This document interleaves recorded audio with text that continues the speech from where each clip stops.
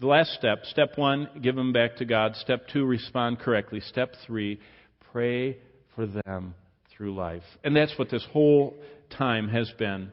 Remember, faithful prayers in step with God's plan in His Word is the most powerful key to unlock a child's heart as we disciple them.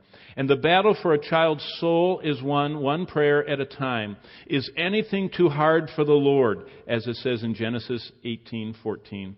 Prayer is how we can penetrate our wife, our husband, our children, and our dearest friends with God's truth. Prayer is how we see God unleashed in their lives and in ours. And prayer is how we can be actively using God's Word and seeing it touch those we love so much on a daily basis. Number 1, dedicate your children back to the Lord. It was a blessing this week as we were sitting out on the shore of Sheer Lake at Camp Barrakel, where I've been going since before I was born. Uncle Johnny was my parents' pastor that led my mother to the Lord and brought my dad back to the Lord and baptized them and everything. And I remember my parents told me over and over again when I was growing up that I was held by Uncle Johnny, their pastor, at the dining hall on the west side and dedicated to the Lord as an infant when I was just a few weeks old.